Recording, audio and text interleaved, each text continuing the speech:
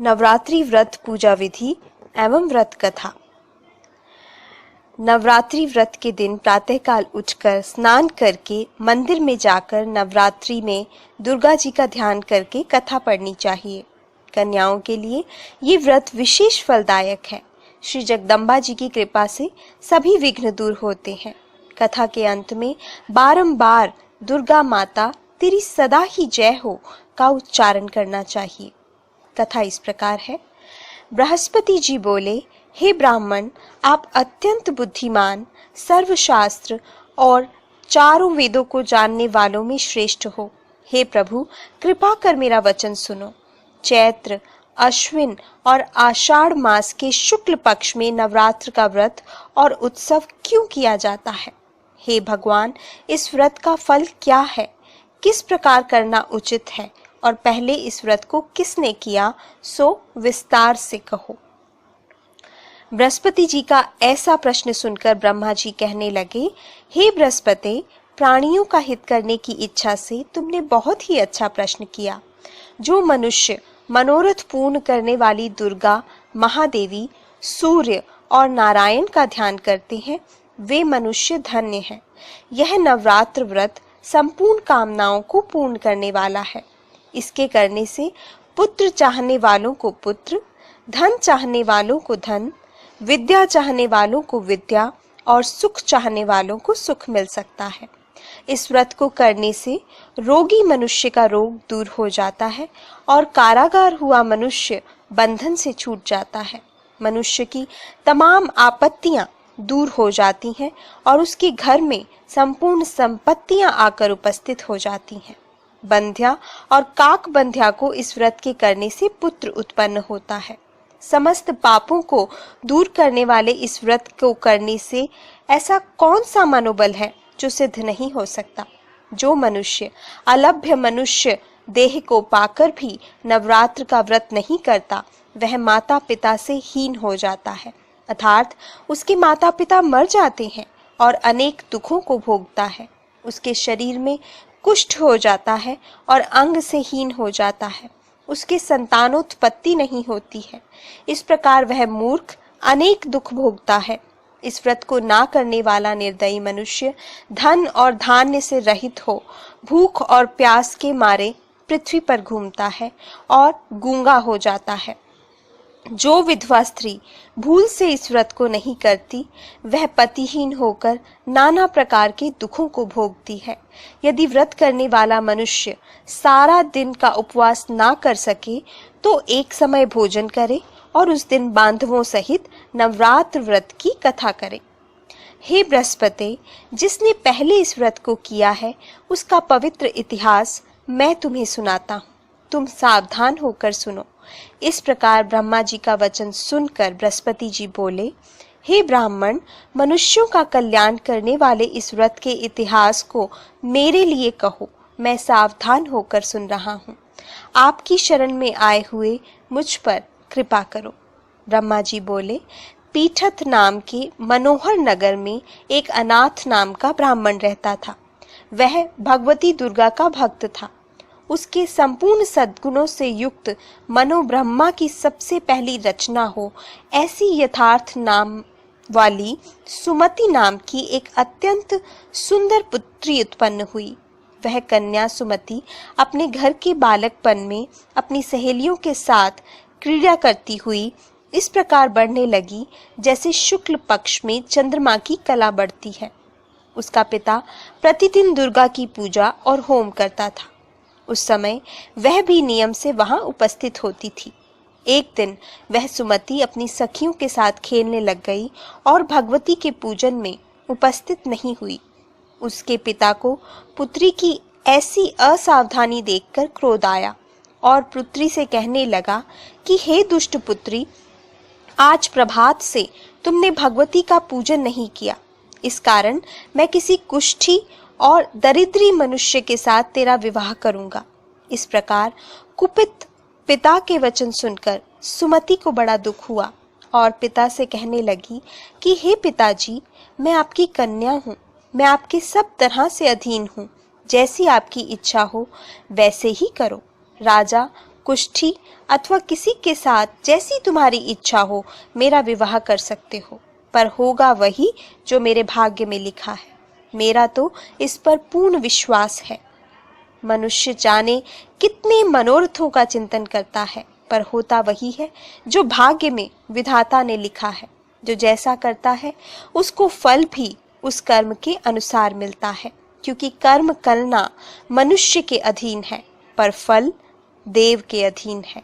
जैसे अग्नि में पड़े तृणाति अग्नि को अधिक प्रदीप्त कर देते हैं, उसी तरह अपनी कन्या के ऐसे निर्भयता से कहे हुए वचन सुनकर उस ब्राह्मण को और अधिक क्रोध आया। तब उसने अपनी कन्या का एक कुष्ठी के साथ विवाह कर दिया और अत्यंत क्रुद्ध होकर पुत्री से कहने लगा, जाओ जाओ, जल्दी जाओ, अपने कर्म का फल भोगो। देखें केवल भाग्य के भरोसे रहकर तुम क्या करती हो। इस प्रकार से कहे हुए पिता के कटु वचनों को सुनकर सुमति मन में विचार करने लगी कि अहो, मेरा बड़ा दुर्भाग्य है जिससे मुझे ऐसा पति मिला। इस तरह अपने दुख का विचार करती हुई वह सुमति अपने पति के साथ वन चली गई और भयावने कुशयुक्त उस स्थान पर उन्होंने वह रात बड़े कष्ट से व्यतीत की। उस गरीब बालिका की ऐसी दशा देखकर भगवती पूर्व पुण्य के प्रभाव से प्रकट होकर सुमति से कहने लगी कि हे दीन ब्राह्मणी, मैं तुम पर प्रसन्न हूँ। तुम जो चाहे वरदान मांग सकती हो। मैं प्रसन्न होने पर मन वांछित फल देने वाली हूँ। इस प्रकार भगवती दुर्गा का वचन सुनकर ब्राह्मणी कहने लगी कि आप कौन हैं जो मुझ पर प्रसन्न हुई हैं? वह सब मेरे लिए कहो और अपनी कृपा दृष्टि से मुझ दीन दासी को कृतार्थ करो। ऐसा ब्राह्मणी का वचन सुनकर देवी कहने लगी कि मैं आदि शक्ति हूँ और मैं ही ब्रह्म विद्या और सरस्वती हूँ। मैं प्रसन्न होने पर प्राणियों का दुख दूर कर उनको सुख प्रदान करती हूँ। हे ब्राह्मणी, मैं तुझ पर तेरे पूर्व जन्म के पुण्य के प्रभाव से प्रसन्न हूँ। तुम्हारे पूर्व जन्म का वृत्तांत सुनाती हूँ, सुनो। तुम पूर्व जन्म में निषाद यानी भील की स्त्री थी और अति पतिव्रता थी। एक दिन तेरे पति निषाद ने चोरी की। चोरी करने के कारण तुम दोनों को सिपाहियों ने पकड़ लिया और ले जाकर जेल के कैद खाने में डाल दिया। उन लोगों ने तेरे को और तेरे पति को भोजन भी नहीं दिया। इस प्रकार नवरात्रों के दिनों में तुमने ना तो कुछ खाया और ना ही जल पिया, इसलिए 9 दिन तक नवरात्र का व्रत हो गया। हे ब्राह्मणी, उन दिनों में जो व्रत हुआ उस व्रत के प्रभाव से प्रसन्न होकर तुम्हें मन वांछित वस्तु दे रही हूँ। तुम्हारी जो इच्छा है वह वरदान मांग लो।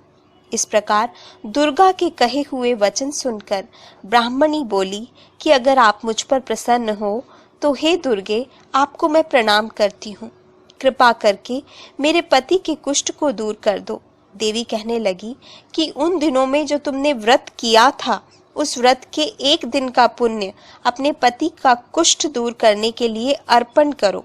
मेरे प्रभाव से तेरा पति कुष्ठ से रहित और सोने के समान शरीर वाला हो जाएगा। ब्रह्मा जी बोले। इस प्रकार देवी का वचन सुनकर वह ब्राह्मणी बहुत प्रसन्न हुई और पति को निरोग करने की इच्छा से ठीक है ऐसे बोली। तब उसके पति का शरीर भगवती दुर्गा की कृपा से कुष्ठहीन होकर अति कांति युक्त हो गया, जिसकी कांति के सामने चंद्रमा की कांति भी क्षीण हो जाती थी।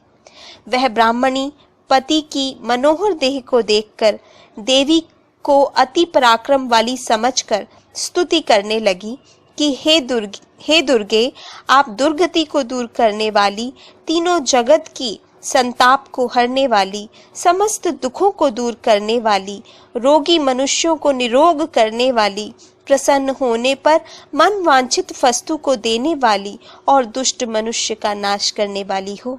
तुम ही सारे जगत की माता और पिता हो।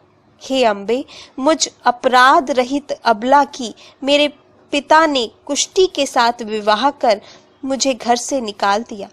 उसकी निकाली हुई पृथ्वी पर घूमने लगी। आपने ही मेरा इस आपत्ति रूपी समुद्र से उद्धार किया है। हे देवी, आपको प्रणाम करती हूँ। मुझ दीनहीन की रक्षा कीजिए। ब्रह्मा जी बोले, हे बृहस्पति, इस प्रकार उस सुमति ने मन से देवी की बहुत स्तुति की।